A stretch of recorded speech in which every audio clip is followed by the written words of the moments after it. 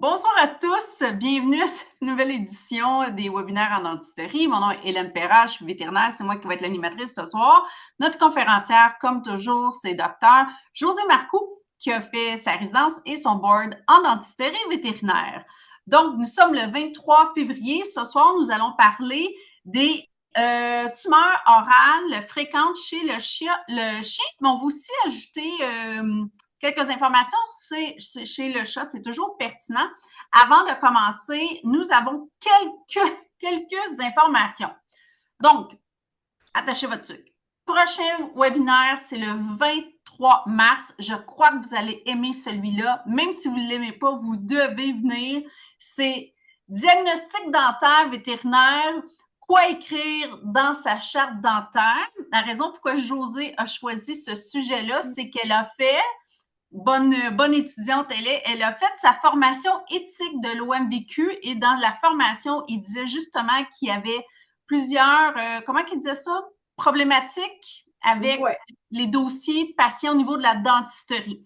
Donc, ça lui a donné l'idée de vraiment axer un webinaire sur comment on fait ça un dossier patient, la charte pour la dentisterie pour éviter, pour être le plus conforme possible. Donc, ça va être lundi le 23 mars.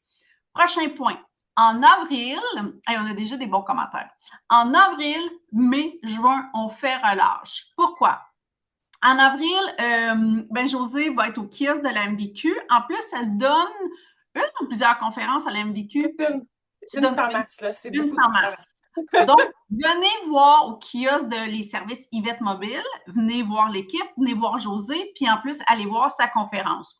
Aussi, elle va aller au Congrès européen au Portugal, donc on espère qu'elle va nous venir avec de l'information, mais on va aussi faire relâche le mois de mai et juin parce que José va faire des formations de l'enseignement un peu plus pratico-pratique, des petits pépés. Donc, elle va être très occupée. Fait qu'on va faire relâche. Puis on verra en juillet, août, là, parce que souvent, vous êtes en vacances. Donc, ça se peut que vous n'ayez pas de nouvelles de nous niveau webinaire après le mois de mars. C'est pas qu'on vous aime pas, c'est juste que c'est pour garder une charge de travail qui est normale. Ensuite, qu'est-ce que je voulais dire? Oui, très important. Les fameuses attestations de formation continue. Premier point. Là, nous n'avons pas une plateforme qui nous permet de gérer d'une façon personnalisée chacun de vos certificats, comme l'OMVQ, comme la MVQ possède. Donc, c'est fait comme on appelle un peu à la mitaine avec un outil d'infolettre. Si vous vous désabonnez de l'infolette, c'est simple, je ne peux plus vous envoyer d'attestation. Je ne peux plus, le système ne me le permet plus. Donc, s'il vous plaît, ne pas vous désabonner de l'infolette parce que vous ne pourrez pas recevoir l'attestation. Deuxième point, l'attestation, moi, c'est un système, c'est des Excel qui gèrent ça. Fait que si vous êtes plusieurs à la clinique ou à peu importe l'endroit où vous visionnez dans une salle et vous êtes plusieurs à regarder l'écran, moi, ce que je vois dans le système, c'est juste une adresse courriel. C'est cette personne-là qui va recevoir l'attestation. Je peux pas commencer à les faire à la mitaine. C'est trop énergivore, là. Donc, s'il vous plaît, même si vous l'écoutez à la gang, activez ça sur votre cellulaire, laissez tranquille, le son fermé, mais vous devez activer chacun. Sinon, pour moi, c'est impossible à savoir qui était dans la salle. Troisièmement, si vous écoutez les formations en différé, c'est encore plus impossible. J'aimerais ça être l'esprit saint, puis être un petit oiseau, puis être partout dans vos maisons, puis tout savoir, mais non. Fait que je peux pas savoir qui a fait quoi lors des une fois que c'est enregistré. Fait qu'on peut pas émettre d'attestation si vous faites les formations. Ça s'appelle l'auto-apprentissage. Vous prenez l'URL dans YouTube, puis vous le mettez dans votre dossier de l'OMVQ et je pense que ça couvre tout. Les formulaires de consentement? Oui, les formulaires. Je savais que j'oubliais quelque chose. C'est fou. Merci, Jodie. Donc, nous avons, et là, je vais les mettre ici dans le chat pour tout le monde, sur le site web des services Yvette Mobile, sous l'onglet formulaire et liens utiles. Il y a la version en anglais aussi. Vous allez trouver le formulaire de consentement et la liste du matériel à fournir lors des visites de José et son équipe en dentisterie. Fait que tout est facile à obtenir sous le site web. Vous pouvez évidemment nous envoyer un courriel, ça va vous faire plaisir de l'envoyer, mais si vous ne voulez pas attendre, ils sont là. Super! Bien, on peut commencer. Oui! Je ne sais pas trop, au mois de décembre, là, ça a été comme le mois des masses. Là, maintenant, c'est le mois des traitements de canal, mais il y a quelques temps, c'était le mois des masses. Et puis, aussi, parallèlement, donc j'ai eu plein de patients avec des masses, mais j'ai aussi beaucoup de courriels avec des demandes, soit d'informations, de prise de biopsie ou d'opinion, ou peu importe, par rapport à des masses. Fait que je me suis dit que j'allais faire une petite révision par rapport à ça, parce que ça m'a avoir beaucoup de questions. Bon, par où commencer? On peut commencer peut-être par. Je vais y aller par ce que je pense là. Des fois, on m'envoie une image d'une masse et là, on me dit combien de marge je prends là-dessus. Bon, même chose que là, j'aimerais ça avoir un petit oiseau magique là, qui peut me dire c'est quoi la tumeur, mais si on n'a pas d'idée de c'est quoi la nature de la masse, c'est-à-dire avec une photo, je ne peux pas vous le dire, hein, j'aimerais ça, mais personne ne peut vous le dire. Pas parce que j'ai un board que je suis meilleure que vous. Donc, je vous dirai jamais combien de marge prendre sur un retraitement, c'est juste avec une photo. Fait que la réponse, c'est faites une biopsie quand on saura la nature de la masse. C'est juste, ça va me faire plaisir de vous guider sur c'est quoi les marges recommandées pour cette masse-là. Mais sans diagnostic, je suis aussi perdue que vous. Là. Je vous dirais, on peut regarder un peu ensemble, c'est quoi les masses les plus fréquentes en dentisterie chez les chiens, mettons. Euh, Parce que, bon, la réalité, c'est que les clients ne veulent pas aller en biopsie une fois sous anesthésie, à prendre la biopsie et genre réanesthésier le chien 3 semaines après pour enlever la masse, c'est une deuxième fois. Donc, on est souvent pogné pour faire des biopsies excisionelles. Fait que ça, c'est la réalité. C'est pas ça qu'on voudrait faire, mais on est tous pris avec ça. C'est pas, ben, c'est un peu mieux en spécialité, mais je veux dire, moi aussi, j'ai le même problème. Pardon. Donc, on a toutes les masses, disons, qui ont l'air malignes, puis toutes les masses qui ont l'air bénignes. Puis, des fois, je vais le coller, comme sur le cou, en me disant, OK, bon, là, je suis quand même assez confiante que ça va être une masse bénigne, puis voici comment puis là, je l'enlève, je fais une biopsie excisionelle live, même en chirurgie. Mais j'écris toujours dans mon dossier, puis j'avise toujours le client, évidemment, que once in a while, genre, it's gonna bite us in the butt. Si ça revient malin, on s'est tiré dans le pied parce que là, on a pris, on a, on a contaminé en fait tout ce qui va faire partie de votre plaie, puis tout peut-être la gencive que vous avez tirée pour couvrir le trou. Si c'est malin, puis qu'on veut retourner en chirurgie, ben là, tout ça est rendu contaminé. Il va falloir qu'on prenne encore plus grand. Puis là, si vous avez déjà bouffé la réserve de tissu mou, ben ça va être plein de plaisir à refermer pour quelqu'un d'autre. Ça n'arrive pas si souvent, mais c'est le risque qu'on prend quand on fait une biopsie excisionelle. Mais ça doit être la même chose sur la peau ou sur n'importe quoi d'autre. Donc, si tu veux partager l'image, Hélène, je pense que Tu ça va poses être. une Et là, on question s'en en va même sur le site de Brett Beckman, qu'on l'aime, temps. lui, c'est notre héros. Comment qu'on fait? Y a-t-il un truc pour pas contaminer? Non, c'est comme un principe d'oncologie. Dans le fond, c'est que si tu as fait une biopsie incisionnelle, OK, fait que tu as ta masse, tu dis, OK, je vais prendre un petit moton dans le milieu, puis que là, ça revient malin, puis là, tu veux couper autour, il n'y a pas de problème, tu n'as rien contaminé. Mais si tu as découpé la masse, puis tu n'as pas pris de marge, puis que là, ça revient, puis c'est comme, ah, oups, c'est un fibrosarcome, ben, c'est pas cette image-là que je veux. Il y en a, c'est comme la quatrième, je vais te le dire. Pas ça, pas ça, pas ça, pas ça. Ça. OK, parfait. Ouais, tu sais, mettons, tu fais une biopsie XNS, c'est-à-dire que tu enlèves la masse, mettons, avec 2 mm de marge, puis là, ça revient mélanome, puis tu aurais dû prendre 1 cm, bien là, ça veut dire que tu es 8 mm short partout, mais là, c'est 8 mm, à partir maintenant de ton incision. Donc, c'est plus grand que ce que c'était au départ. L'autre chose, si vous faites, ça me fait penser, si vous faites une biopsie excisionelle, prenez des photos, s'il vous plaît, avant et après votre plaie, parce que si jamais ça revient une cochonnerie et qu'on veut retourner en chirurgie, la bouche, ça guérit en une semaine. En fait, le temps qu'ils se rendent à l'oncologue, au chirurgien ou à moi, c'est probable que la première plaie soit peut-être guérie, disparue, ou on ne sait plus ce que c'était. Fait que prenez des photos, s'il vous plaît, rajoutez-les au dossier du patient. Tout le monde a des cellulaires, là.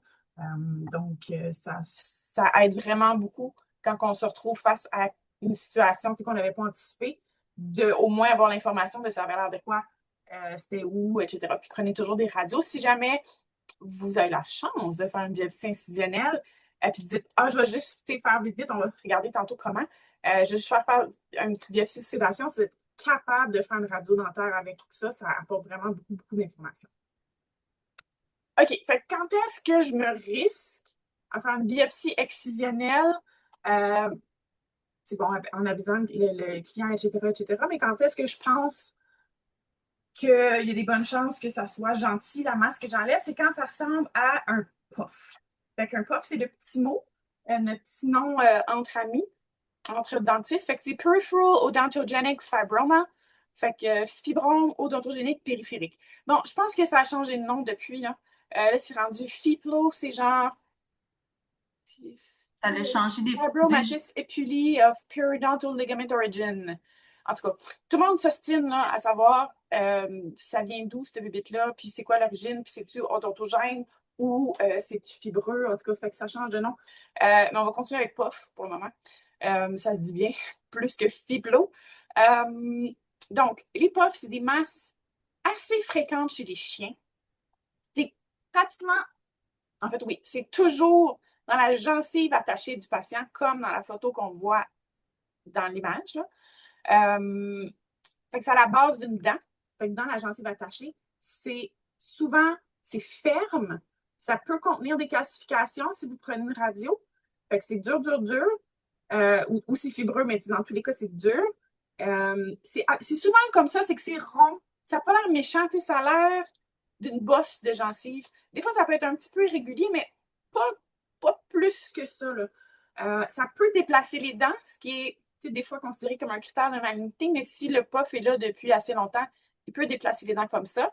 Puis à la radio, il va être soit à être complètement transparent, c'est-à-dire qu'il n'y a aucun changement osseux à votre crête alvéolaire ou autour des dents. La seule chose, vous allez peut-être voir un petit peu comme un petit nuage calcifié dans le POF lui-même, mais il n'y a pas de changement là, à la radio. Qui aurait l'air malin. Il n'y a pas de lise, là, il n'y a rien du tout, ça n'envahit pas l'os, absolument pas. Donc, c'est des masses complètement bénignes. Le seul problème qui est tannant avec ces puffs-là, c'est que si on fait juste, mettons, les tailler, ça revient. Donc, puis l'autre problème, c'est que ça grossit tranquillement, mais sûrement. Donc, si on se dit, ah, c'est bénin, je vais le laisser là, bien, l'année prochaine, c'est encore plus gros, c'est encore plus compliqué à enlever. Puis éventuellement, si ça devient assez gros, le chien va le croquer quand il ferme la bouche. Puis là, ça s'infecte, ça devient vraiment pas beau. Puis là, des fois, ça peut avoir l'air de d'autres choses. Parce que là, si le chien se le croque, ben, ça a l'apparence d'une masse traumatisée, purulente. C'est bon. Fait que là, ça peut venir avoir l'air un petit peu plus de n'importe quoi. Puis ben, c'est pas le problème, c'est que ça fait pas des métastases, puis ça n'envahit pas l'os, puis ça ne rendra pas le chien malade, mais si c'est le croc, on a un problème évident de confort et de fonction. Là. Fait qu'il va falloir faire quelque chose. Puis ces maudites masses-là sont très, très, très souvent à base large. Fait qu'on dit Cécile là, dans le dossier, on peut écrire dans notre description. C'est-à-dire que ça, c'est comme une demi-sphère là, qui est comme assise sur les dents. Fait que si je veux l'exciser, il faut pratiquement que je parte, là, vous ne voyez pas mon curseur. On est à l'envers. Je parte comme de. Ça serait 403. Fait que, si je prends 2 mm, je suis comme au milieu de 402. Puis là, il faut que je me rende jusqu'à 303, 302. Mettons, mésial à 302. Là. Fait que là, je viens de sacrifier 3 incisives, peut-être la 3 puis la 2 aussi, dépendamment de comment je vais gérer ma fermeture. Puis, j'ai comme un beau gros trou à fermer. Fait que c'est pas tant que cette masse-là est méchante. C'est juste que si on veut l'enlever comme il faut du premier coup, c'est un petit peu plus compliqué que juste comme tailler ça au couteau. Donc, quand en clinique, je me retrouve face à une masse incluse dans la gencive attachée, qui est ferme, qui n'a pas de changement radiographique, puis qui est relativement lisse, un petit peu régulier, mais sans plus, pas de pigmentation, rien d'excitant. Le fait que ça a l'air gentil à la radio là, va souvent m'aider beaucoup, beaucoup. Là. C'est ces cas-là que je vais accepter de faire des biopsies excisionnelles sans que je vais dormir bien à soir quand même. C'est parce que sinon, se lancer dans une mandibulectomie en ne sachant pas si tu as pris assez de marge, c'est quand même très invasif. Ça commence à être compliqué quand tu ne sais pas c'était quoi au départ. J'ai une petite note à revenir tantôt. Donc, si on veut enlever ça, on peut prendre à peu près juste 2 mm de marge par rapport à ce qu'on voit. Fait que, c'est pas compliqué. What you see is what you get. Puis l'important, c'est d'extraire la dent avec laquelle le puff est associé.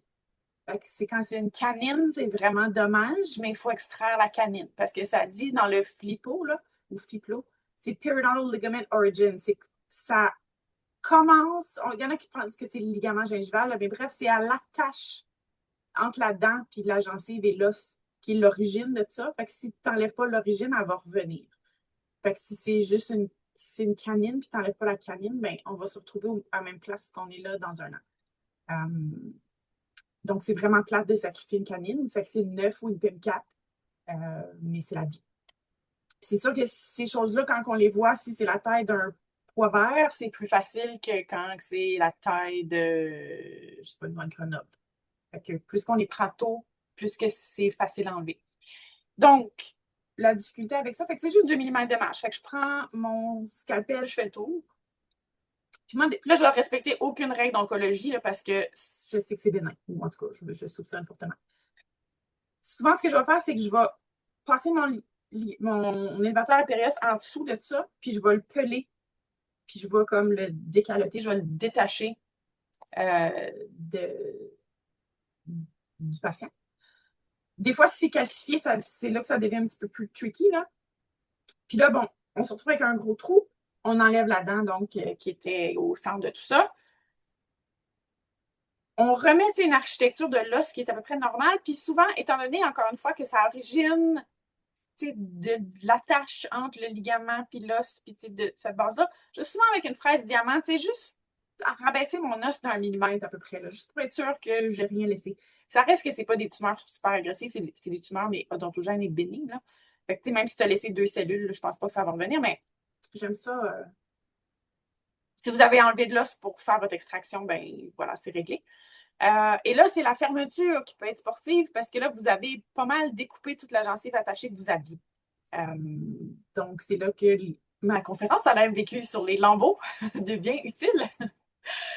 Sur comment faire des fermetures compliquées, mais en gros, on relâche le périos puis on ferme comme on peut.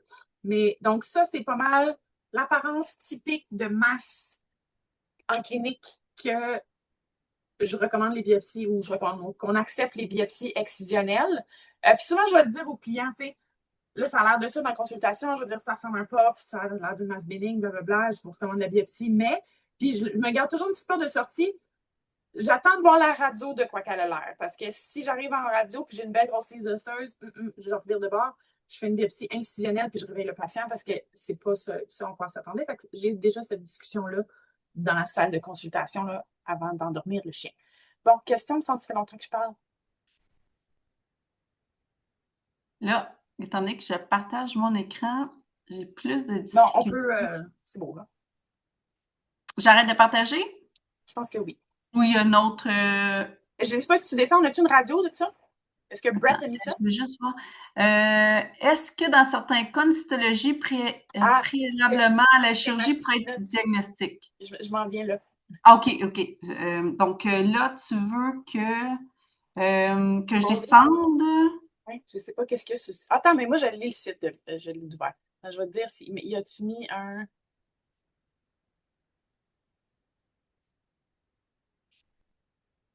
Non, il n'y a pas mis de radio.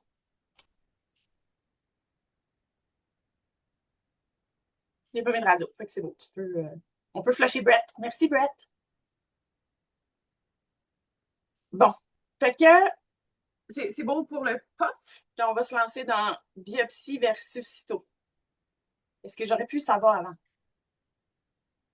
C'est beau pour ça? OK. Fait que là, si on dit, OK, mais là, l'idéal, ce serait qu'on connaisse la nature des masses avant d'endormir le chien. Oui. Et là, le débat, c'est est-ce qu'on peut faire une cytologie ou est-ce qu'on peut faire une biopsie?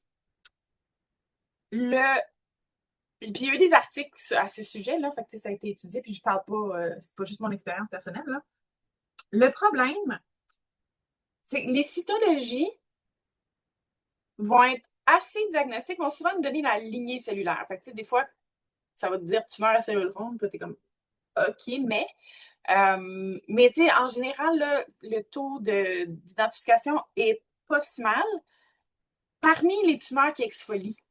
Et c'est là l'affaire, c'est que dans les études, qu'est-ce qu'ils ont regardé? En fait, comme, OK, on a envoyé, je sais pas, 100 cytologies, puis là, ils ont identifié la bonne lignée cellulaire. Là, on n'est pas un diagnostic final, là. On a identifié la bonne lignée cellulaire dans, je sais pas, 80% des cas, c'est quand même pas si pire. Mais ça, c'est les échantillons qu'ils ont eus. Là. Ça ne parle pas de tous les patients qui n'ont pas été capables d'avoir des échantillons diagnostiques parce que la grande majorité des tumeurs odontogènes, dont les POF font partie, n'exfolient pas du tout. C'est fibreux, cette affaire-là, et dans votre aiguille, vous allez vous ramasser avec Orgean. On est dans la Beauce ce soir, fait qu'on peut dire Orgean. Fait que ça exfolie pas un POF, vous n'aurez jamais de résultat de quoi que ce soit avec ça. Puis il y a d'autres tumeurs, les fibrosarcomes, entre autres aussi, c'est dans les fibreuses, là, ça exfolie pas. Fait que vous n'aurez pas de diagnostic là-dedans. Fait oui, si vous envoyez une cyto, vous allez peut-être avoir vous allez avoir un bon résultat, mais ça, c'est justement si vous avez un échantillon diagnostique. Puis si on prend toutes les masses orales, les plus communes, ben, les odontogènes, fait que les améloblastomes, les POF, les hyperplasies focales fibreuses, puis les fibrosarcomes, ça doit représenter genre 60% des masses. Ben, tout ça, ça n'exfolie pas, puis vous ne vous rendrez même pas en cyto. Fait que, est-ce que la cyto est utile? Pas tant. Genre, oui, mais si vous êtes capable d'avoir de quoi. Fait que biopsie au punch est ma grosse favorite. Fait que là, on va rentrer dans la question de comment je prends une biopsie. Est-ce qu'il y a d'autres choses à dire avant ça? Dans mon prochain chapitre.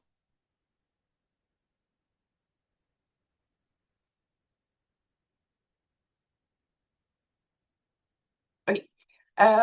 Donc, je reçois aussi souvent la question de comment je prends une biopsie.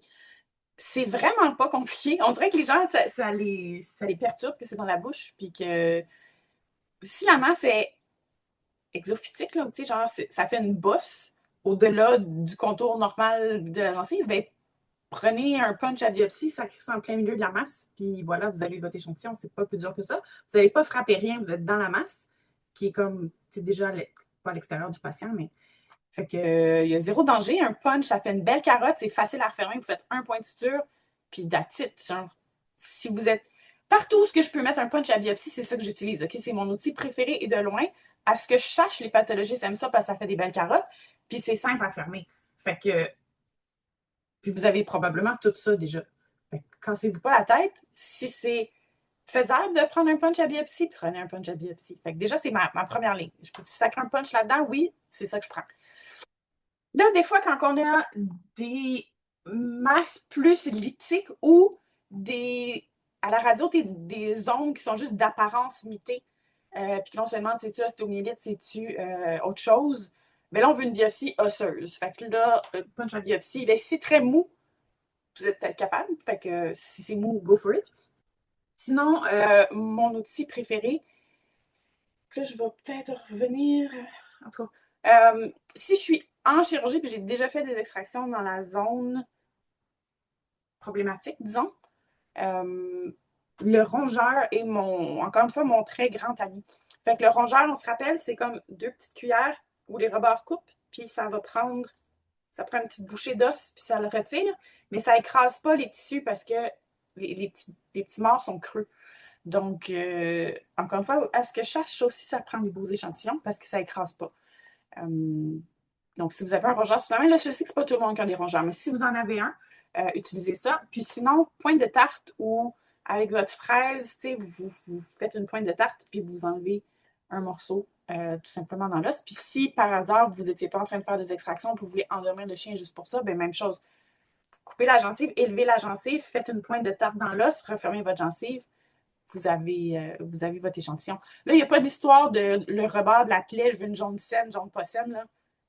Plein milieu, tu essaies de ne pas prendre de quoi qui est comme super nécrotique, là, mais on ne veut pas les marges. Encore, en fait, on ne veut surtout pas les marges parce que si c'est malin puis on veut aller en chirurgie après, votre biopsie va être considérée contaminée. Fait que si c'est en plein milieu, ça ne change rien. Si c'était sur le bord, ben là, je viens d'agrandir ma région que je dois couper. Fait que, en premier lieu, le punch. En deuxième lieu, le rongeur. Troisième lieu, pointe de tarte avec la fraise. Ou, si vous enlevez là-dedans, puis un paquet de tissu qui vient avec, là, mettez ça dans le pot. Mettez-en plus que pas assez, de toute façon, là. Fait que vous pouvez envoyer du tissu mou, de l'os, le bout de dent, toute la patente. Le pathologiste fera bien ce qu'il veut avec. Donc, moi, c'est souvent ça que je fais quand je veux prendre une biopsie. Question. Ah, Il n'y en a pas pour l'instant. Pas de nouvelles questions. Je vais penser à une autre parenthèse. Je me trouve du matériel à mesure que j'avance. OK. Fait que ça, c'était, mettons, chez le chien, parce qu'ils ont plus souvent des masses exophytiques, là, comme qui sortent du contour du patient. C'est possible, j'ai déjà vu des choses très, très, très lithiques. Un patient se présente avec un trou dans le palais, puis c'est pas lié à un trauma ou à un corps étranger, là, puis c'est un vieux chien, ça peut être une tumeur. Il y en a qui ils poussent pas en faisant une masse, mais ils vont juste liser le patient. Là. Fait que même chose, on prend une biopsie de la zone qui est affectée, puis c'est les chats. La tumeur la plus fréquente orale chez les chats étant le carcinome spinocellulaire et de loin. C'est comme... As-tu une question, Hélène? Oui. On soumet la biopsie pour histopathe simple ou complexe car il y a des fois du tissu osseux car c'est beaucoup plus cher. Ouais, moi, je fais... OK. Moi, je fais affaire avec une pathologiste qui ne fait que la bouche, que j'aime énormément. Mais il y a de l'espoir parce que sa résidente, ou en tout cas son ex-résidente, la fille qui a fini, qui était entraînée par Dr. Bell, travaille maintenant pour Antec, donc Biovet. Et il y a un code de biopsie orale que vous pouvez envoyer pour que ça soit lu par elle. Je peux l'écrire. Je peux-tu écrire? C'est un code. Oui. Comment qu'elle s'appelle? C'est Dr. Harvey.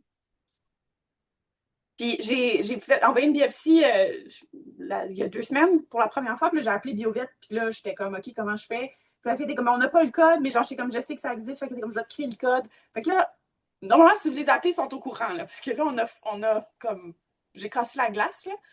Là. Donc, dans votre demande de biopsie, vous écrivez C pour Canada, Oral Path. Fait, mais il n'y a pas de A. Fait que c'est Coral Path. Puis ça va être lu par Dr. Harvey. Vous remplissez votre requête comme d'habitude. Moi, connaissant Dr. Bell voulait toujours, toujours, toujours avoir les photos et les radios de la masse. Et donc, j'ai dit la même chose à Biovet. J'ai dit, là, c'est bien beau, mais Dr. Harvey, vous, votre requête papier, parce que c'est un petit peu... J'étais un peu surpris de savoir qu'il fallait que je remplisse un PDF. Là. Mais je dis là, tu sais, les radios, tout ça. Elle dit, envoie-les-moi à services à la clientèle là, de Biovet. Puis ils vont se rendre. Puis j'ai eu l'impression que ça s'est rendu. En tout cas, Dr. Harvey ne m'a pas demandé là, des informations supplémentaires par rapport à mon échantillon. Donc, vous envoyez ça. Si vous avez des radios photos, vous envoyez ça en matériel supplémentaire juste par courriel. Puis vous dites, suivi de la biopsie de patient, machin chose. Et veuillez transmettre à qui de droit. Je ne suis pas convaincue qu'ils vont. Moi non plus, j'aurais dit c'est vraiment ça votre vont... système, mais oui, mais j'ai l'impression que ça s'est rendu cette fois-là. Oui, toi, oui, mais j'ai l'impression que quand ils vont en recevoir plusieurs, ils vont changer leur processus pour avoir quelque chose de mieux structuré. Ah, ben là, tant mieux pour eux, parce que là, en date, ben, c'est ça. J'ai resté bête un peu de savoir que je remplissais un PDF, mais OK. C'est 299 $. C'est quand même dispendieux. Mais avant ça, il fallait que je les envoie aux États-Unis. Puis là, Puro, ils perdent mes affaires. Puis là, avec les douanes, ça finit plus. C'est juste comme je suis juste pas capable d'envoyer à Dr. Bell en ce moment. Donc, sa résidente. Puis là, tu sais, c'est Biovet qui gère le transport, là, c'est pas mon problème. Puis là, ça s'est rendu. Fait que je sais pas s'ils coupent les masses. Tu sais, s'ils préparent les lames au Canada, puis ils envoient, tu sais, juste les images numérisées à elle. Ou si. Excuse, j'ai écrit ouais, c'est ça, à je Hélène t'en seulement.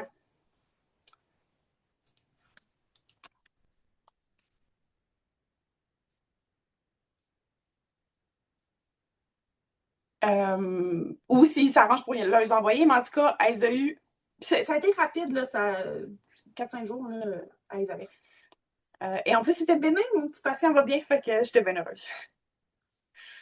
Bon, fait que là, vous avez maintenant de l'espoir. Fait que si vous avez un cas weird, tu sais, carcinome spinocellulaire versus ostéomyélite, normalement, c'est comme assez routinier, là, mais tu sais, des fois, quand on a une masse qu'on ne sait pas trop, c'est un cas bizarre, ouais, ça peut valoir la peine de l'envoyer.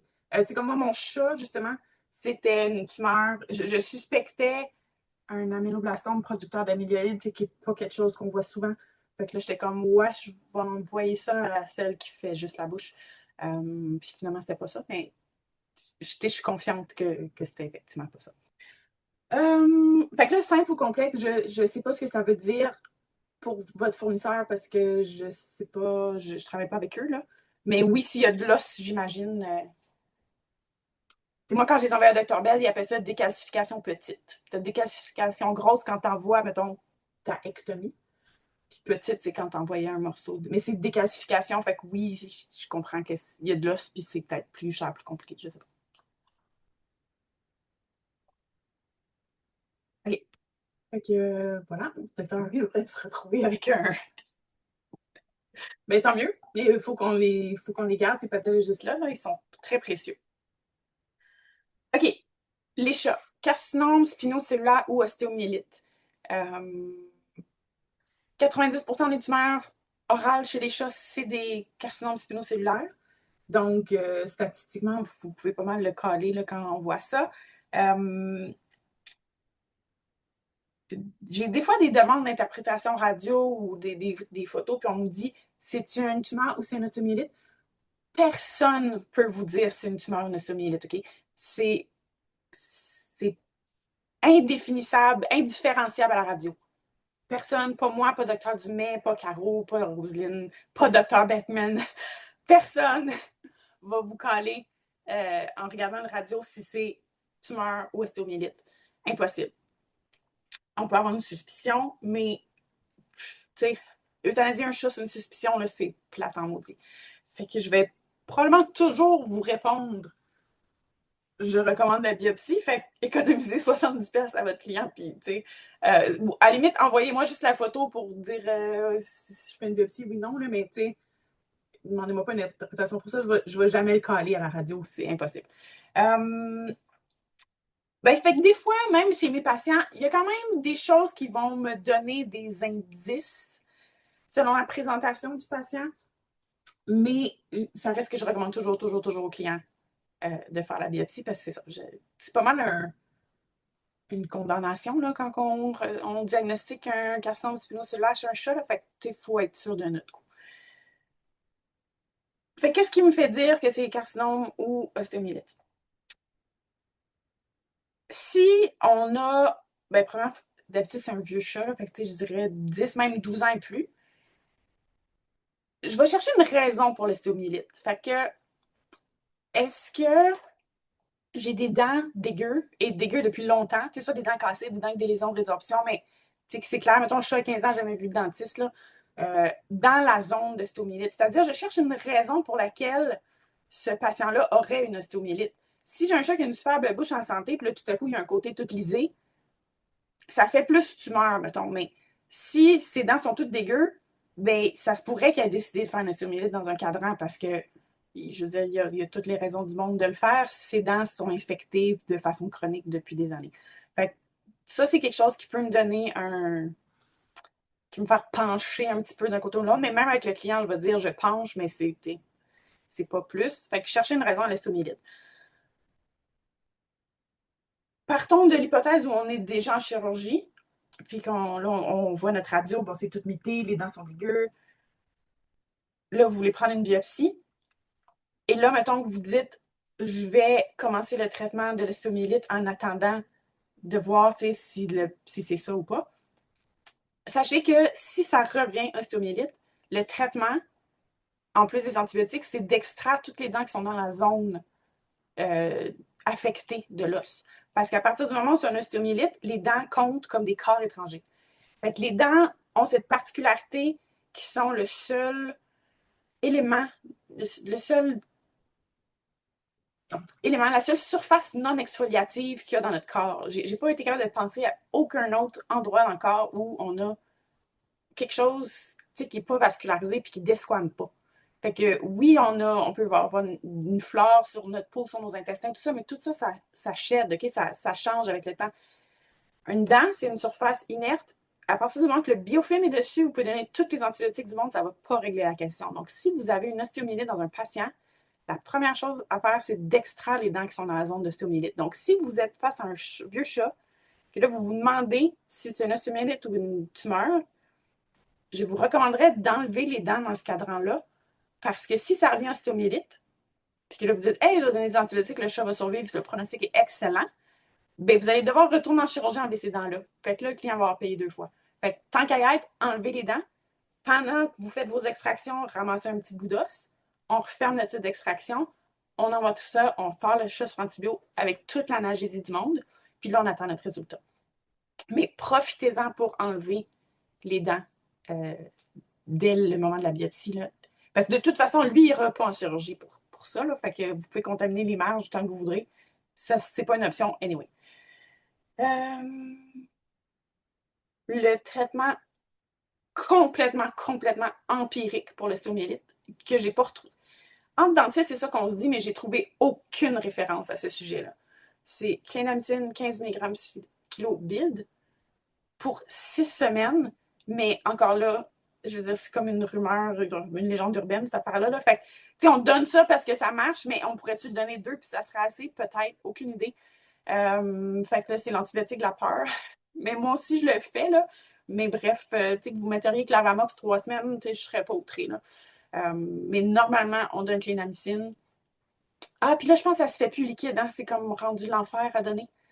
Fait que, en tout cas, vous ferez ce que vous voulez avec cette information-là. L'autre chose aussi, c'est que si on a notre patient qu'on n'est pas sûr, etc., chez l'humain, le carcinome spinocellulaire oral est considéré comme la tumeur orale la plus douloureuse de tout ce que tu peux avoir. Là. Donc, c'est pour ça que je dis qu'on condamne un peu notre patient quand on diagnostique ça, parce que la moyenne de survie post-biopsie, c'est 30 jours. Parce que ces animaux-là sont non fonctionnels. Pas parce que ça fait des mètres. Ça fait des mètres après 6 mois, mais votre chat, il ne te fera pas 6 mois. Donc, si on n'est pas sûr, puis on attend, ou même si on est assez confiant que c'est ça pour une raison quelconque, puis le client ne veut pas aller en biopsie, puis il veut juste prendre une couple de jours, tu sais, pour, avant d'euthanasier son chat, tu sais, des fois, je leur dis, tu sais, relaxez, passez la fin de semaine avec, manger de la crème glacée dans le lit, puis, tu sais, faites-le, donnez-y tout ce que vous voulez, là, mais donnez-y de l'analgésie en masse, lancez-y toutes les molécules que vous avez, là, parce qu'on veut les rendre le plus confortable possible, ces patients-là, parce que probablement que c'est extrêmement douloureux. C'est-tu beau pour chat ostéomyélite versus carcinome? Oui, on a une question, mais c'est sur le webinaire du mois passé. Oh, OK. Ben, je la vois, fait que tu peux la dire parce que ta réponse est courte. OK! Mon Dieu, Ça ne change pas mon restant. Bon, c'est sur les les blocs dentaires bubus qui ont fait Oui. sensation. Est-ce que le choix de l'opioïde en prémédication est différent car on utilise la buprenorphine localement? Jusqu'à date, encore là, zéro étude sur ce que je vais dire, là, mais empiriquement, tout le monde que je connais, les anesthésistes, les autres dentistes, c'est trop minime la dose pour qu'on le considère. Fait que non, faites ce que vous faites d'habitude. Parfait. Et si vous ne savez pas à quoi on fait référence, allez voir le webinaire de la... C'est ça, c'est le mois passé, là. Tout ce Ouais. qui est bubu, là, c'est toujours intéressant, les blocs, les doses, les mélanges. Oui, puis Plaisir là, à votre chat, suivre. là, que vous pensez qu'il y a un carcinome, là, il y a une discussion tantôt, là, on ne donne pas du gabapentin. Hein? Ça, c'est. D'ailleurs, vous pourriez tout à fait bloquer ce chat-là avec du bub dans son cadran qui a, que vous faites la biopsie, parce que au mieux, ça va être gelé pendant une couple de jours. Fait que ce patient-là, donc, il est parti dans la nature en attendant le résultat de biopsie. Ou, tu sais, on pense que c'est un carcinome, puis le client va revenir le faire euthanasier, ou peu importe, là. faites un suivi rapproché de ces patients-là. Fait qu'on donne toute l'analgésie possible, mais laissez-les pas euthanasier le chat dans 3 mois, là, c'est trop long. Fait qu'on fait un suivi, on s'assure que le patient mange, que le patient s'hydrate, qu'il se toilette, que son poil n'est pas tout dégueu, là, puis que ce chat-là a une qualité de vie. Fait qu'on on essaye de les suivre. Puis, ça vaut quand même la peine de faire des biopsies parce que tous les dentistes vont vous dire que se sont plantés au moins une fois, qu'ils étaient certains que c'était une tumeur puis que c'est revenu biopsie. C'est revenu biopsie. C'est revenu ostéomyélite. Et ce qui est le fun avec les ostéomyélites, comme j'ai dit, le pronostic est excellent. Tu enlèves les dents, tu donnes des antibiotiques, puis je veux dire, taux de succès 100%, là, comme ça serait le patient vit une longue vie heureuse et confortable. Fait que c'est vraiment comme drastique, là, le pronostic entre ostéomyélite et carcinome spinocellulaire. Donc, on vérifie. Tu sais, j'aime pas ça euthanasier des patients tant que j'ai pas la biopsie, même si ça m'arrive, là, parce que c'est ça. C'est comme drastique, la différence de pronostic si on se trompe. Tu peux-tu faire juste un petit topo sur la discussion? Je pense que c'est dans le groupe Facebook Vétérinaire du Ouais. Québec sur le gabapentin. Pourquoi que c'est pas... Il y a eu. Ben, j'ai juste vu en diagonale, puis justement, j'allais demander à ma docteure qui fait mon anesthésie de me faire une critique de l'article. Mais j'ai juste vu la réponse du docteur Troncy, puis c'était quasiment assez pour moi. Là. Je m'excuse, c'est pas scientifique du tout, mais c'est quand même une sommité dans l'étude de la douleur. Là. Fait qu'il y a une étude qui a paru, que j'ai pas lu encore, là, comme je vous dis, j'ai lu en diagonale, par rapport à l'analgésie que procure le gabapentin chez les chats, et la réponse, c'était 0.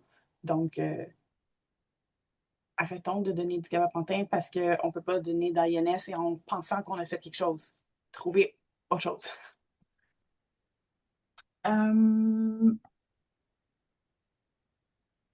Donc, dernière petite parenthèse, il nous reste 15 minutes. J'ai envie de vous faire une parenthèse sur une sorte de fibrosarcome qu'il y a chez le chien, que, étrangement, j'ai vu 2 cas de ça très récemment. Et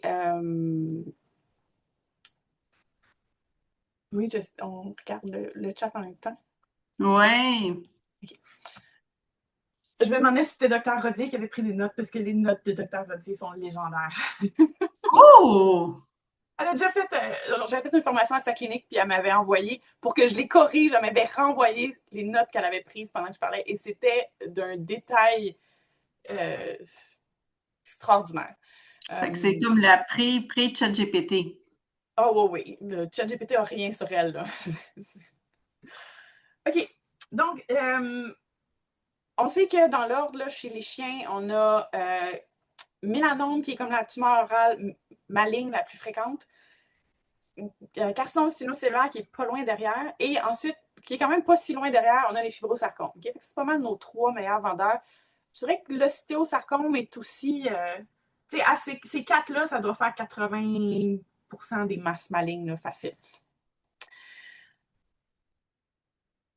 Bon, mélanome, c'est souvent pigmenté, bien que des fois non, fait que ça, on peut se faire prendre. Mais des fois, ça va venir d'une zone pigmentée. Fait que si vous avez une masse, mettons, dans la tache pigmentaire de la langue d'un patient, là, ou dans une tache du palais noir du patient, il faudrait que ça vous sonne mélanome. Pronostic, si on l'a vraiment tôt, ce qui arrive jamais, le pronostic peut être curatif si on va en chirurgie. Si on le pogne tard, c'est 1 an et demi, juste avec chirurgie. Par contre, évidemment, le vaccin mélanome peut être utilisé même si le mélanome est dans la bouche. Fait que vous pouvez aussi envoyer des gens en onco s'ils veulent en savoir plus sur le vaccin. Dernière chose que j'ai su, je ne suis pas oncologue, là, mais il me semble que c'est 50-50. 50% des patients sont genre guéris avec ça, puis l'autre n'a pas d'effet. Fait que quand même vaut la peine. Sinon, carcinome spinocellulaire de chien, quand même très bon, assez bon pronostic. Si on enlève avec des marges de 1 cm, c'est quand même modéré, là, c'est pas si pire, des bonnes chances que ce soit curatif. La chirurgie. Et les fibrosarcomes, ça, c'est la plaie. On veut pas de fibrosarcome parce que ça infiltre les fibrosarcomes. Puis, on a besoin de 2 cm de marge dans toutes les directions. Ça commence à être vraiment gros, là. Fait qu'à moins que tu aies un grand danois, là, 2 cm, des fois, juste là, c'est comme la limite de ce qu'on peut faire. Et malgré le 2 cm, de marge. Je pense que le taux de récurrence locale est comme 50%. Ça, vraiment, là, ça a des tentacules, cette affaire-là. Ça veut rien savoir de la chimio et de la radio. Fait que notre taux de survie. Ah, je sais pas, j'ai pas loin. Mais je pense que c'est ça, 50% revient en un an, quelque chose comme ça. C'est pas super. Ça, c'est si on était en ectomie, là. Fait que c'est comme déjà beaucoup d'investissement, temps, argent et effort pour pas grand-chose. Mais je voulais vous parler d'un sous-type de fibrosarcome que je pensais que c'était connu, cette affaire-là. Je sais que le docteur Dumais en parlait dans ses cours. Fait que ceux qui sont genre 2011 et plus, là, vous avez entendu parler de ça un jour. Peut-être que c'est très loin dans votre cerveau. Il y a un sous-type de fibrosarcome qui s'appelle le fibrosarcome Hilo. Parce que c'est High Biological Grade, Low Histological Grade. OK? Fait que la présentation typique, c'est un Golden Retriever, pas si vieux. Ça peut même être genre 2 ans, là, mais tu sais, ça va être comme il y a 4, 5 ans. Ça peut être les vieux patients aussi, mais Golden Retriever, pas si vieux, présenté sur une masse qui peut avoir l'air rose, c'est pas si méchante que quoi que ce soit. Vous biopsiez ça, ça revient fibrome ou hyperplasie gingivale, tu sais, genre de quoi de vague et de, tu sais, aucun signe de néoplasie à l'histo. Là, vous revoyez le chien 2 semaines plus tard pour checker les points, genre, puis là, la masse a genre quadruplé de taille. Votre zone de biopsie est ulcérée à mort, là, ça a comme explosé, elle a fendu. C'est genre la catastrophe. Puis là, t'es comme, mais c'est bénin. C'est faux. Donc, c'est justement, high-low, c'est low histological grade. C'est fibrosarcome-là, cette catégorie de fibrosarcome-là a la caractéristique d'avoir l'air de rien à l'histo. Fait que c'est pas que votre pathologiste n'est pas bon, c'est juste ça que ça fait. Mais cliniquement, vous avez un high biological grade, c'est-à-dire que vous avez cliniquement une tumeur qui est super, super agressive, qui pousse vite, qui est ulcérée, qui est méchante. C'est surprenant, là. Moi, j'en ai vu une avant Noël, puis une pas longtemps avant, à l'automne.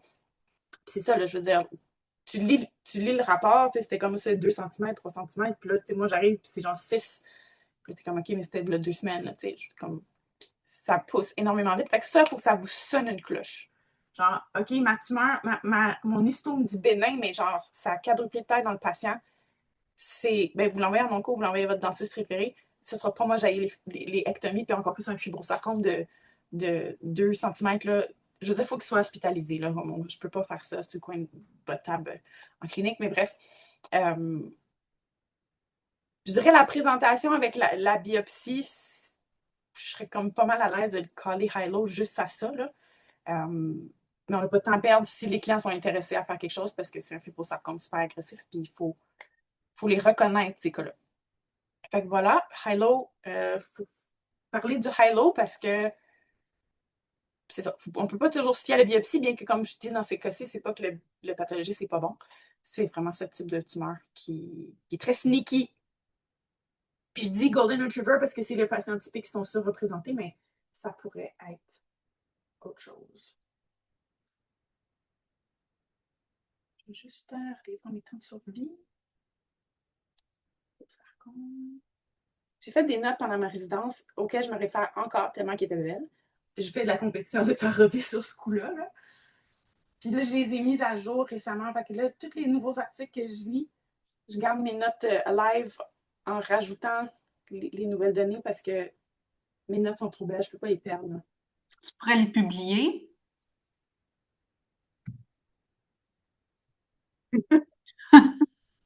Il y a des livres pour ça, là. Mais tu sais, c'est mes notes. Bon, fait que FibroSarc, juste savoir. Juste, José, quand tu nous parles, parce que le micro, il est très sensible à la. Direction. Oui.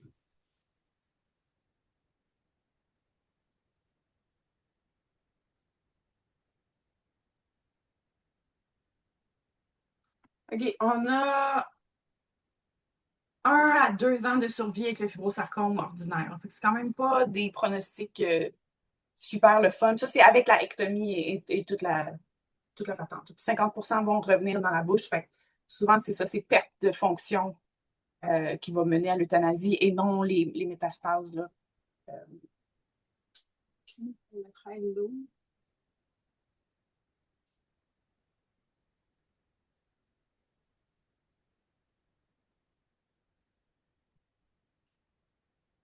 Ouais, le Kylo Golden Retriever, 3 à 13 ans.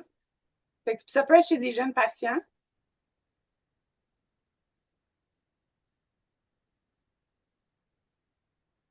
Euh, je pense pas qu'on a l'information à savoir si le pronostic est différent chez ces patients-là. Ça veut dire qu'un fibrosarcome, sont pas super en partant. Mais déjà, si on perd pas 2 mois à le diagnostiquer, c'est déjà ça. Fait que voilà, j'espère que maintenant vous allez savoir qu'est-ce qu'un high-low et que peut-être vous allez sauver la vie d'un patient. Question. Tout le monde est à l'aise de faire des biopsies maintenant? Mettez un punch, sérieux, un punch. Ça marche. Pour l'instant, non.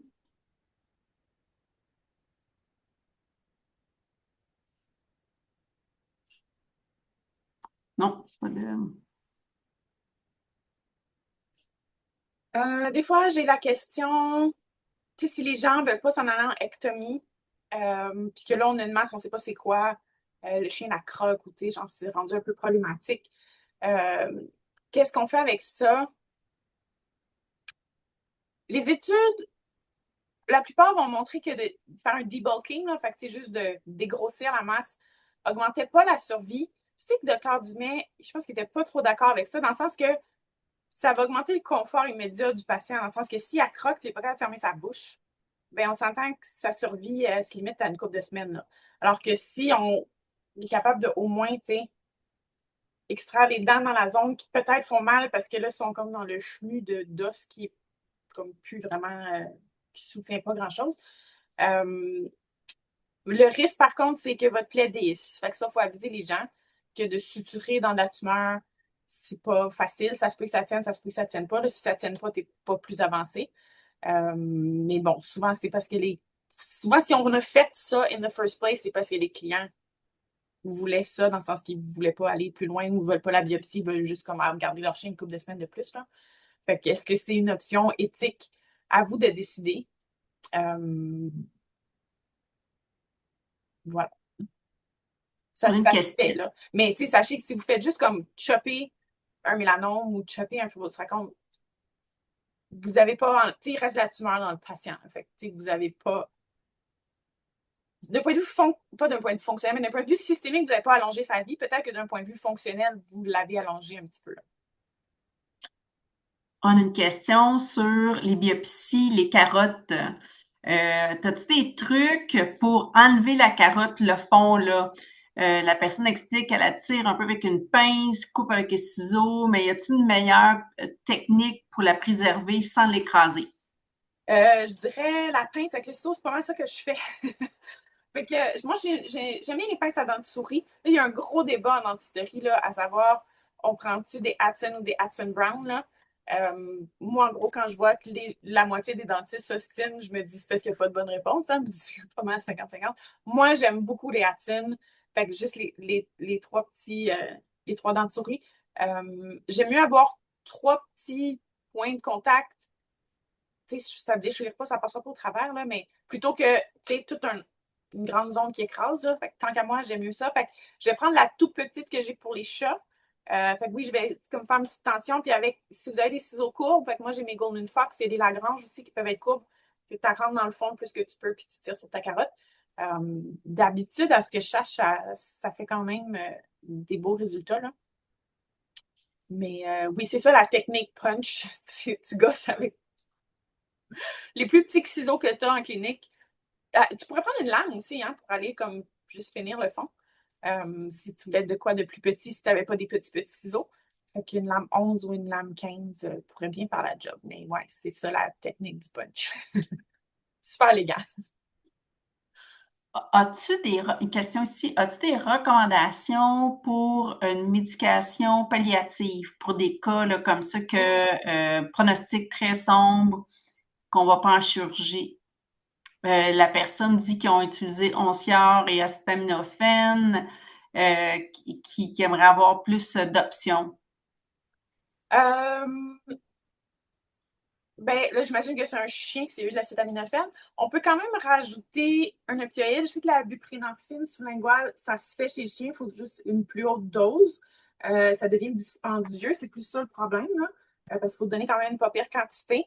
Euh, j'ai déjà utilisé de la mentadine sur des douleurs chroniques. Je prends les doses là, qui sont publiées dans le plum ou j'ai pas un plum, moi j'ai un autre, en tout cas, eux. Euh, vous pouvez demander à votre anesthésiste préféré. Euh, je sais. Ailleurs, au Québec, ils donnent. C'est quoi l'affaire qu'on prend quand on va chez le dentiste? C'est-tu du Démérol qui est genre. Qui est pas ça, acétaminophène plus un opioïde? En tout cas, il y a des doses chez le chien, mais vous pouvez. Moi, quand les gens veulent vraiment un traitement palliatif, là, franchement, je les envoie en onco. Parce qu'ils peuvent faire juste une consultation. Puis des fois, ils partent sur le Palladia ou ils partent sur un truc que nous, on n'a pas et qu'on ne connaît pas, mais qui va quand même les garder confortables. Puis ça reste qu'eux sont probablement plus calés en analgésie palliative que moi. Fait que, ouais, si j'ai utilisé mes deux, ben, Tylenol, c'est pas un INS, là, parce que si j'ai utilisé ça, puis ça, plus ma bupré, puis je sais pas quoi faire d'autre, d'habitude, je les envoie en onco. Je les encourage fortement à y aller, en tout cas. OK. Une question. Je vois souvent des masses bien circonscrites. Hey, là, je vais mettre mes lunettes. Ça va pas bien. Bon, je vois souvent des masses bien circonscrites, rosées, mais d'apparence de chou-fleur. Quel est les diagnostics différentiels les plus probables pour ce type de masse? Et aussi pour une masse qui ne semble pas impliquer l'os, qui semble bien circonscrite, mais qui semble pousser entre deux dents. Je comprends qu'il faut enlever ces deux dents, même si elles ne sont pas, même si elles sont encore saines. OK. Donc, des masses bien circonscrites, rosées, apparence de chou-fleur, les puffs peuvent avoir cette apparence-là un petit peu plus rugueuse aussi. Fait encore là, c'est la radio souvent qui va me faire décider si je trouve que ça a l'air d'un puff versus autre chose.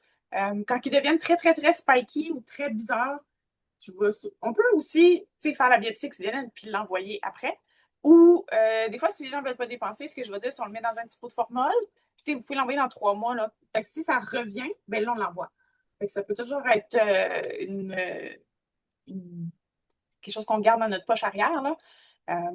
Mais chou-fleur pourrait être aussi un puff. Là. Des fois, ils ont cette apparence-là un petit peu bosselée, mais c'est quand même bien rose, ferme, avec zéro anomalie à la radio. Là. Fait que je voterais, c'est sûr, je n'ai pas de photo, là, mais d'après la description, je voterais quand même pour un puff. Et puis, oui, c'est ça qui est insultant pour un puff, c'est qu'il faut enlever la dent qui est associée. Puis la dent est souvent à rien demander, là, dans le sens qu'elle est parfaitement saine. Puis enlever une canine parfaitement saine, c'est vraiment insultant. Mais c'est ça. La seule chose, si vous vous retrouvez face à une dent stratégique, là, comme une PM4, une 9 ou une canine, il y a un autre diagnostic histologique qui est l'hyperplasie focale fibreuse. Ça ne fera pas des grosses affaires autant que les puffs, mais si vous avez une petite bosse, là, mettons de la grosseur d'un pois vert, ça, c'est vraiment juste d'y chopper la tête puis de l'enlever. Puis c'est une réaction à la plaque. Il y a des chiens qui vont faire ça. Fait là, vous pourriez vraiment recommander aux clients de faire la biopsie avant qu'on l'enlève parce que là, ça vaudrait peut-être la peine de différencier que c'est un puff. Si c'est un puff sur une PM2, ben, on enlève la dent puis that's it.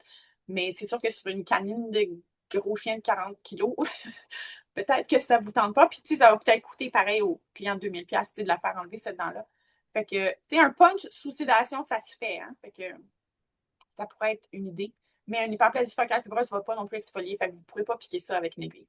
Mais, ouais, enlever une dent saine, moi aussi, ça m'insulte. Mais le problème, c'est qu'une fois que tu as enlevé ton millimètre d'os puis toute ta gencive attachée, tu ne peux pas remettre la gencive attachée sur le collet d'une dent. La gencive, pardon. Vous ne pouvez pas remettre de la muqueuse alvéolaire autour d'une dent. Ça ne va pas guérir, puis le parodonte est détruit. Et aussitôt, il va y avoir des débris de nourriture, ça ne marchera pas là. Donc, si les maudits puffs qui ont bouffé toute la gencive attachée, on est pogné pour extraire la dent either way. Fait que c'est ça. Juste, docteur Tremblay a trouvé c'est l'Ampracet 60, acétaminophène, codéine. Pas sûr que codéine, c'est comme l'analgésique de feu, là. Non, mais je suis le dentiste. Oui, oui, oui, je comprends. OK. Euh, L'hyperplasie focale fibreuse, c'est le nouveau nom de l'épulie. Ça, En l'épulie, je fait, sais que c'est ton ouais, nom préféré. oui. En fait, épulie, ça veut juste dire c'est comme un diagnostic clinique, c'est comme dire bosse sur la gencive, c'est un épulie, parce qu'avant, il y avait l'épilie acanthomateux, qui est maintenant l'améloblastome acanthomateux canin. Il y avait l'épilie fibromateux, qui est maintenant le POF. Je suis sûre qu'il y a plein d'autres sortes d'épulies, là. Fait que, épulie, c'est juste comme dire masse orale. Donc, non, l'hyperplasie focale fibreuse, c'est un diagnostic histologique. Fait que c'est pas le nouveau nom, c'est comme le nom précis d'une réaction fibreuse exagérée à la plaque. Et c'est pas la même chose qu'un POF, mais cliniquement, ils peuvent se ressembler beaucoup. Est-ce que c'est le genre de choses que tu vas parler lors de ta formation le mois prochain? Sur les diagnostics, Mais les termes, tu sais, c'est ben, toujours la crainte que quelqu'un prenne un terme, que les termes changent souvent. Tu sais, le ouais, POF, ouais. là, en l'espace de 3 ans qu'on fait des webinaires, il a changé 2 fois de nom, là. Tu sais, je veux dire, c'est difficile. Ben, en fait, si vous n'avez pas de diagnostic histologique, vous ne devriez pas écrire quoi que ce soit dans votre dossier. Ben, vous pouvez écrire masse orale puis la décrire. Vous pouvez écrire suspicion de, mais vous ne dites pas ah oui, j'ai trouvé l'hyperplasie focale fibreuse à l'examen. Je veux dire, non. Personne ne fait ça. Là. Il y a juste Dr. Bell qui fait ça. Fait que lancez-vous pas dans des diagnostics dans votre dossier. Et si ce que vous voyez, c'est une masse, ben, vous écrivez masse. Mais oui, je peux en parler. Parfait. Ah, il y a une question, il y a un commentaire, désolé, j'ai sauté, j'avais pas mes lunettes. J'ai eu un résultat de biopsie du palais, ça avait l'air d'un granulométrie je t'aime ça prononcer, moi, la dyslexie, éosinophilique. C'est revenu adénocarcinome, probablement d'origine nasale. Je Ah l'ai oui, traité avec Pioxicam et 4 mois plus tard, elle était encore en vie, mais on va l'euthanasier bientôt. Elle commence à avoir des bruits respiratoires, mange moins, perte de poids. Crois-tu que le Piroxicam a augmenté sa longévité? c'est possible, oui. Là, je suis pas oncologue, là, mais ça serait pas le premier que j'entends ou que je vois mis là-dessus, mettons. Fait que pourquoi pas? Mais oui, ça arrive aussi qu'on a des masses nasales qui se ramassent dans la bouche, puis on les diagnostique comme par la bouche, mais ça appartient au nez. Fait que mettez ça dans vos différentiels aussi. Mais oui, Pyroxicam, ouais, j'en ai vu quelques-uns. Pour l'instant, là, je crois avoir fait le tour des questions. Oui. Parfait. Moi, il faut que j'aille me faire un petit 4 heures de route. Ben oui, c'est ça, là, toi. Est-ce que tu as fait toutes tes petites Oui, notes moi, sur ton j'ai papier? couvert mes objectifs pour ce soir. Tes objectifs ce soir. Donc, C'est ben facile, c'est merci. plus pratico-pratique, là. Oh. Vous me direz Donc, si vous merci à semblez. Moi, je ne sais pas ce que vous faites en clinique, mais c'est un peu comme d'après les questions que je reçois, c'est l'information que j'ai, là. Mais voilà. Oh, tu reçois plein de merci. Merci beaucoup à tous. Merci. Ah mon Dieu, des merci en lettres majuscules. Merci à tous. Merci. C'est toujours fascinant. Il n'y a personne qui me croit qu'il y a autant d'inscriptions tout un lundi soir, alors que plusieurs vous êtes en clinique, vous avez des cours, les enfants, les cours. Vraiment, vous êtes extraordinaires. Merci à Josée. C'est grâce à toi qu'on a cette formation-là. Je vous le dis, je reçois de nombreux courriels chaque semaine pour savoir où est telle formation, où est Oui. l'attestation. Fait qu'on sent que c'est très apprécié. Donc, petit rappel, prochain webinaire le 23 mars. Vous allez recevoir l'invitation d'ici la fin de la semaine avec le lien de ce webinaire-là enregistré.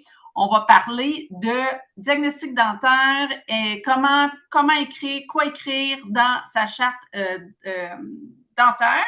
Et puis, on va faire relâche pour le mois d'avril, mai et juin, puis on vous tient au courant des prochaines rencontres.